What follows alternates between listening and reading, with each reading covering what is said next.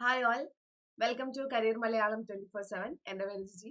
ഇന്ന് നമ്മൾ നോക്കാൻ പോകുന്നത് COP31 ക്ലൈമറ്റ് സമ്മിറ്റ് ആണ്. അപ്പോൾ എന്താണ് ഈ COP31 ക്ലൈമറ്റ് സമ്മിറ്റ് എന്ന് നമുക്ക് നോക്കാം. അതുപോലെ തന്നെ ക്ലൈമറ്റുമായിട്ട് റിലേറ്റ് ചെയ്ത് വരുന്ന കുറച്ച് ചോദ്യങ്ങളും നമുക്ക് ഈ ഒരു സെഷനിലൂടെ നോക്കാം കേട്ടോ. ആദ്യമായിട്ടാണ് നമ്മുടെ ചാനൽ കാണുന്നെങ്കിൽ ചാനൽ നിങ്ങൾ ഒന്ന് സബ്സ്ക്രൈബ് ചെയ്യണേ. അതുപോലെ തന്നെ നമ്മുടെ സെഷൻസ് ഒക്കെ ഹെൽപ്ഫുൾ ആണെങ്കിൽ ഒന്ന് ലൈക്കും കൂടി ചെയ്യണം കേട്ടോ. ഇപ്പോ ഓസ്ട്രേലിയയുമായിട്ടുള്ള ഒരു വികസ്വര ഒത്തുതീർപ്പ് കരാറിന് കീഴിലാണ് തുർക്കി അടുത്ത വർഷത്തെ COP31 കാലാവസ്ഥ ഉച്ചകോടിക്ക് ആതിഥ്യം വഹിക്കാൻ പോകുന്നത്. അപ്പൊ ആരാണ് അടുത്ത വർഷം 2026 COP31 കാലാവസ്ഥ ഉച്ചകോടിക്ക് ആതിഥേയത്വം വഹിക്കാൻ പോകുന്നത് അല്ലെങ്കിൽ ഹോസ്റ്റ് ചെയ്യാൻ പോകുന്നത് ചോദിച്ചു കഴിഞ്ഞാൽ തുർക്കിയാണ്. ഓക്കെ, തുർക്കിയാണ്. അപ്പോ ഏത് കരാറിന്റെ കീഴിലാണ് ചോദിച്ചു കഴിഞ്ഞാൽ ഏത് രാജ്യവുമായിട്ടുള്ള കരാറിന്റെ കീഴിലാണ് ഉള്ള ഒത്തുതീർപ്പാണ്. ഓസ്ട്രേലിയയുമായുള്ള ഒരു വികസന ഒത്തുതീർപ്പ് കരാറിന്റെ കീഴിലാണ് തുർക്കി അടുത്ത വർഷത്തെ COP31 കാലാവസ്ഥ ഉച്ചകോടിയെ ഹോസ്റ്റ് ചെയ്യാൻ പോകുന്നത്. ബ്രസീലിൽ നടന്ന COP30 ചർച്ചകളിൽ നിന്ന് ഉരുത്തിരിഞ്ഞു വന്ന കരാർ ലോകത്തിലെ പ്രധാന കാലാവസ്ഥാ ഫോറത്തിന് ഹോസ്റ്റിംഗ് അവകാശങ്ങൾ നേടുന്നതിനായി ഇരു രാജ്യങ്ങളും തമ്മിലുള്ള ദീർഘകാല മത്സരം പരിഹരിക്കാൻ ലക്ഷ്യമിടുന്നുണ്ട് എന്നും പറയുന്നുണ്ട്. അപ്പൊ ഇനി ക്ലൈമറ്റുമായിട്ട് അപ്പൊ അടുത്ത വർഷത്തെ ആരാണ് ഹോസ്റ്റ് ചെയ്യാൻ പോകുന്നതെന്നായിരിക്കും നിങ്ങൾക്ക് വരാൻ പോകുന്ന ചോദ്യം. അത് തുർക്കിയാണ് ഹോസ്റ്റ് ചെയ്യാൻ പോകുന്നത് കേട്ടോ. അപ്പൊ ഇനി കുറച്ച് ചോദ്യങ്ങളും കൂടി നോക്കാം അല്ലെ. ആദ്യത്തെ ചോദ്യം ഇതാണ്: ആഗോള കാർബൺ ചക്രത്തിൽ ഏറ്റവും വലിയ കാർബൺ സംഭരണി ഏതാണ്? ജൈവ പദാർത്ഥങ്ങൾ, അന്തരീക്ഷം, സമുദ്രങ്ങൾ, വനം. ഏതാണ്? ജൈവ പദാർത്ഥം, അന്തരീക്ഷം, സമുദ്രങ്ങൾ, വനം. ഏതാണ് വരുന്നത്?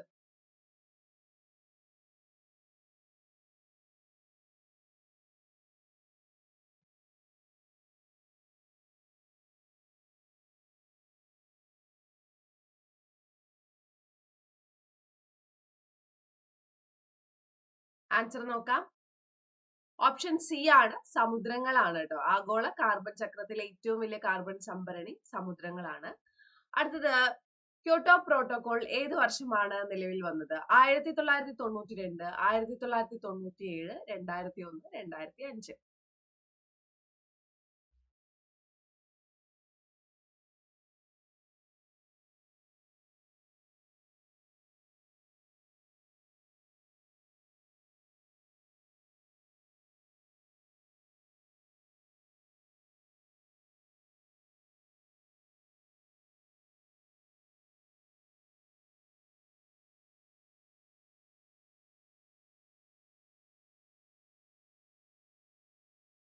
ഏതാണ്? ഏത് വർഷമാണ് വന്നത്?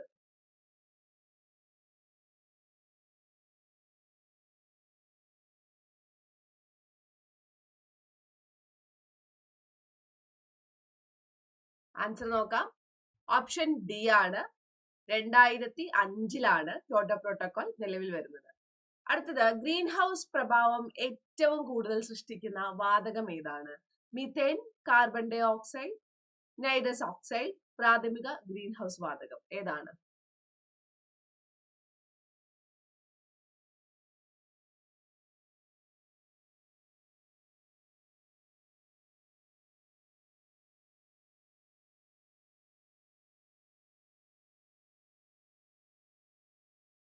ഏതാണ്?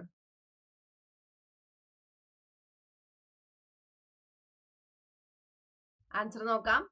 ഓപ്ഷൻ ഡി ആണ്, പ്രാഥമിക ഗ്രീൻ ഹൗസ് വാതകമാണ്. അടുത്തത്, അന്തരീക്ഷത്തിലെ ഓസോൺ പാളി പ്രധാനമായും ഏത് ഭാഗത്തിലാണ്? Troposphere, stratosphere, mesosphere, ionosphere. അന്തരീക്ഷത്തിലെ ഓസോൺ പാളി പ്രധാനമായും ഏത് ഭാഗത്തിലാണ്?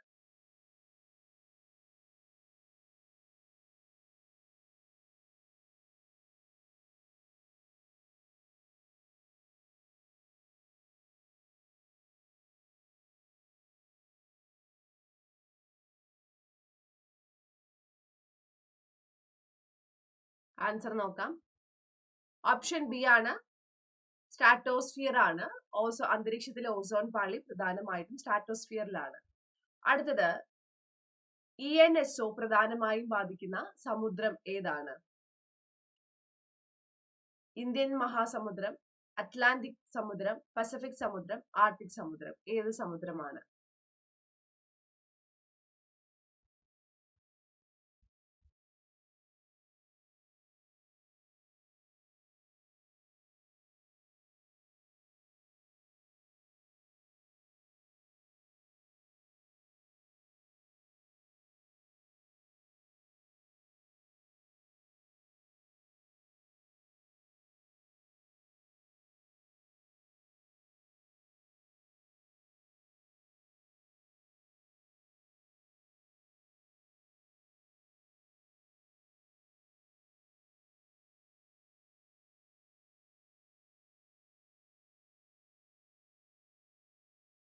ഏത് സമുദ്രമാണ്?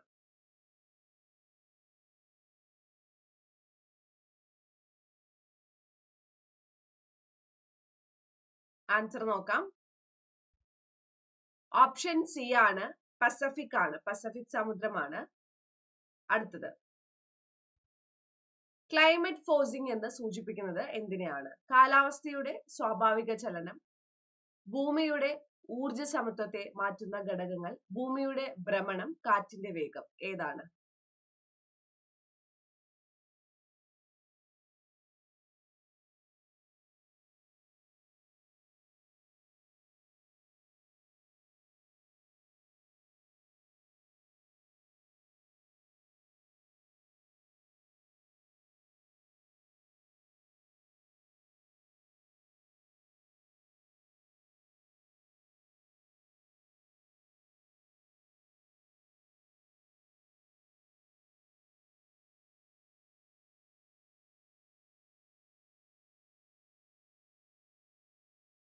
ഏതാണ്?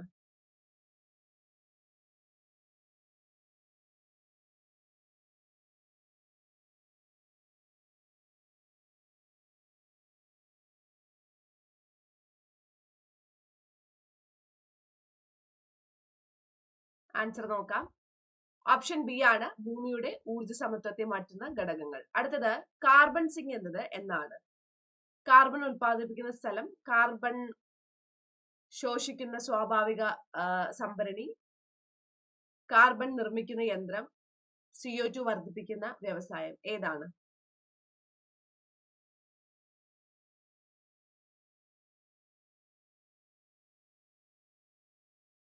ഏതാണ്?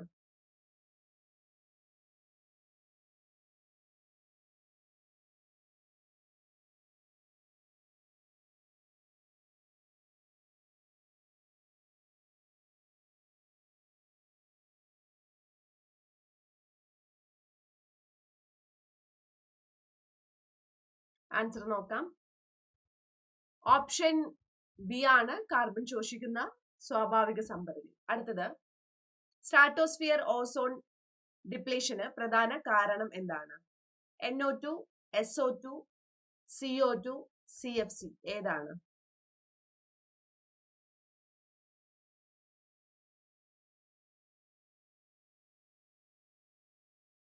ആൻസർ നോക്കാം. ഓപ്ഷൻ CFC ആണ്. അടുത്തത്, നമ്മുടെ PWCയുടെ ഒരു കോഴ്സാണ്. PWCയുടെ കോഴ്സിനെ കുറിച്ച് പറയുകയാണെങ്കിൽ നമുക്ക് ഫുള്ള് വരുന്നത് ലൈവ് ക്ലാസ്സുകളാണ്. അപ്പൊ ലൈവ് കാണാൻ സാധിച്ചില്ലെങ്കിൽ റെക്കോർഡ് സെഷൻ ഉണ്ട്. അപ്പോൾ ഇന്നത്തെ കാലത്ത് AI പഠിക്കുക എന്നൊക്കെ പറയുന്നത് വളരെ ഇമ്പോർട്ടന്റ് ആയിട്ടുള്ള ഒരു കാര്യമാണ് അല്ലെ? അപ്പോ AI നമുക്കിപ്പോ AI സർവമയം എന്നുള്ള രീതിയിലാണ്. അപ്പോൾ ഇനിയുള്ള നിങ്ങൾ സ്കിൽ മേഖലകളിൽ പാർട്ട് ടൈം ജോലി, നിങ്ങളിപ്പോ എല്ലാവരും ഗവൺമെന്റ് എക്സാമിന് പഠിക്കുന്ന ആൾക്കാരായിരിക്കും. പക്ഷെ സ്കിൽ മേഖലയിലുള്ള ഒരു പാർട്ട് ടൈം ജോലി നിങ്ങൾക്ക് ചെയ്യണമെന്ന് ആഗ്രഹം ഉണ്ടെങ്കിൽ തീർച്ചയായും PWCയുടെ ഒരു കോഴ്സ്, അതിന്റെ സർട്ടിഫിക്കേഷൻ ഒക്കെ നല്ലതായിരിക്കും. അപ്പോൾ താഴെ ആസ്കോം സർട്ടിഫിക്കേഷൻ, ലൈവ് പ്രോജക്ട്സ് ഒക്കെ നിങ്ങൾക്ക് ഈ കോഴ്സിലൂടെ കിട്ടും. നമ്മുടെ ലിങ്ക് ഡിസ്ക്രിപ്ഷനിലും കമന്റ് ബോക്സിലും കൊടുത്തിട്ടുണ്ട്. നിങ്ങളെ ലിങ്കിൽ ഒന്ന് രജിസ്റ്റർ ചെയ്യാട്ടോ. അപ്പോൾ ബാക്കിയുള്ള എല്ലാ ഡീറ്റെയിൽസും അവർ നിങ്ങളെ പറഞ്ഞ് മനസ്സിലാക്കിക്കോളും. അപ്പൊ അവര് ഒരുപാട് വിളിച്ച് ശല്യം ചെയ്യില്ല. നിങ്ങൾക്ക് പറഞ്ഞ് മനസ്സിലാക്കി നിങ്ങൾക്ക് ഓക്കെ ആണെങ്കിൽ കണ്ടിന്യൂ ചെയ്യാം. അല്ല എന്ന് പറഞ്ഞു കഴിഞ്ഞാൽ ഇനിയിപ്പോ അതിൽ വേറെ എന്തെങ്കിലും കാര്യങ്ങൾ നിങ്ങൾക്ക് ഓക്കെ അല്ലാന്നെങ്കിൽ ഓക്കെ അല്ല എന്ന് പറഞ്ഞാൽ പിന്നെ ഒരു വീണ്ടും വിളിക്കാനോ അങ്ങനെ നിൽക്കത്തില്ല. അടുത്തത്, ഹിമാനികൾ പിന്മാറുന്ന പ്രവണത എന്തിന്റെയാണ് വ്യക്തമായ തെളിവ്? ഓസോൺ പാളി വർധന, ആഗോള താപന വൃദ്ധി, സോളാർ ഔട്ട്പുട്ട് കുറവ്, സമുദ്ര ശാക്തീകരണം. ഏതാണ്?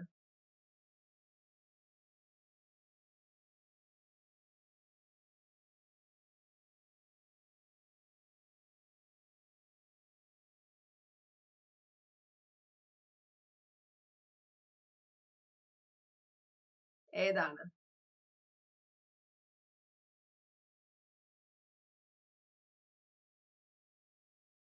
ആൻസർ നോക്കാം. ഓപ്ഷൻ ബി ആണ്, ആഗോള താപന വൃദ്ധിയാണ് വരുന്നത് കേട്ടോ.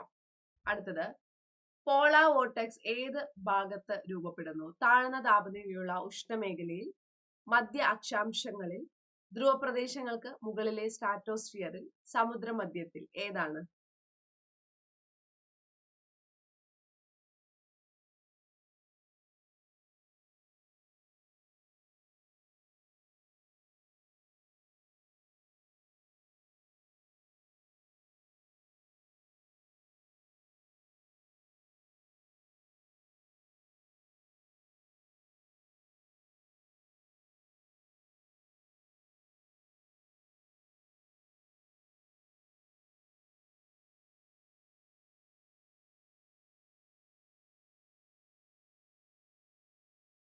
ആൻസർ നോക്കാം.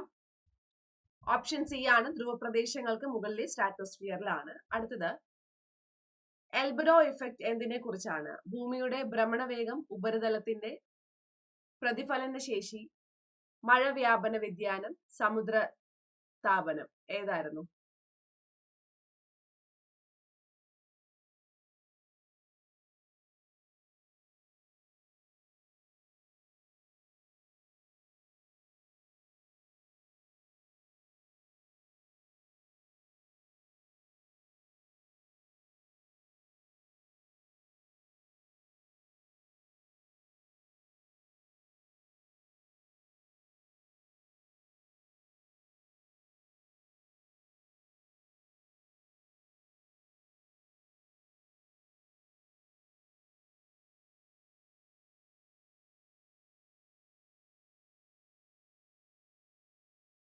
ആൻസർ നോക്കാം. ഓപ്ഷൻ ബി ആണ്, ഉപരിതലത്തിന്റെ പ്രതലന ശേഷിയാണ്. അടുത്തത് റോസ്ബേ വേവ്സ് ഏത് പാളിയിലാണ് രൂപപ്പെടുന്നത്? Troposphere, jet stream, stratosphere, mesosphere, exosphere.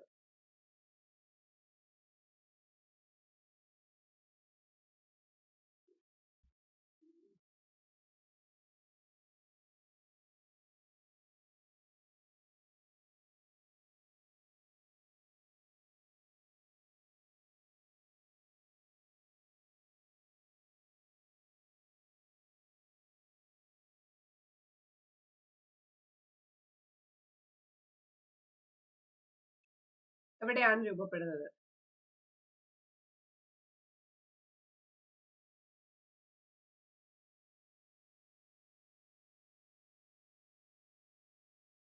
Answer നോക്കാം. ഓപ്ഷൻ എ ആണ്, സ്ട്രാറ്റോസ്ഫിയർ, ജെറ്റ് സ്ട്രീം ആണ്. അടുത്തത് IPCC AR6 റിപ്പോർട്ട് പ്രകാരം ഭൂമിയുടെ ശരാശരി താപനില വർദ്ധിച്ചത് ഏകദേശം 0.3 degree Celsius, 0.8 degree Celsius, 1.1 degree Celsius, 2.0 degree Celsius. എത്രയാണ്?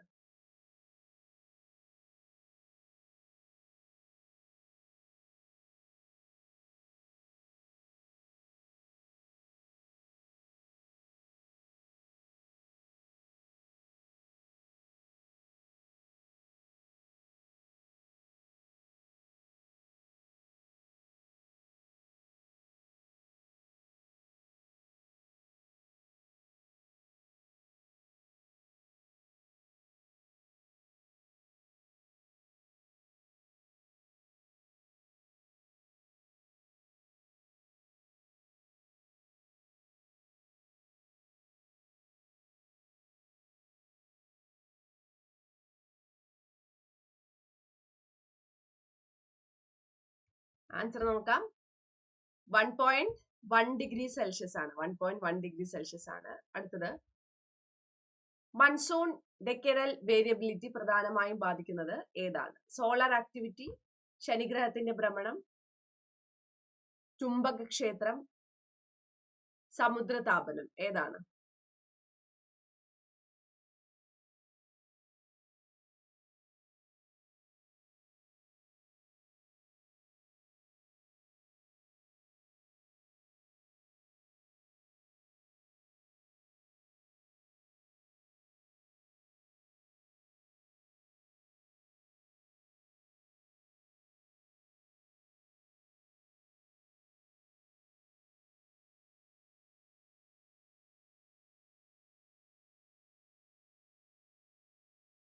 ആൻസർ നോക്കാം.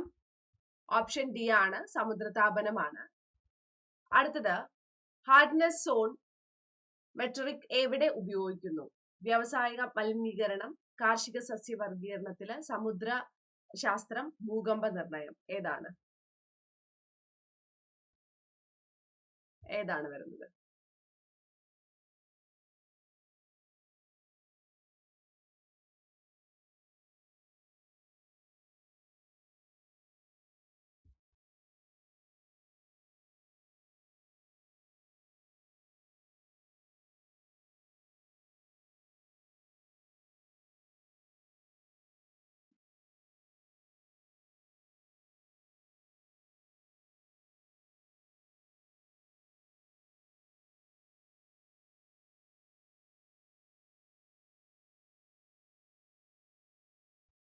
ആൻസർ ഓപ്ഷൻ ബി ആണ്, കാർഷിക സസ്യ വർഗീകരണത്തിലാണ്. ഇത്രയും ചോദ്യങ്ങളാണ് ഇന്നുള്ളത്. വീണ്ടും അടുത്തൊരു സെഷനിൽ നമുക്ക് കാണാം. ബൈ.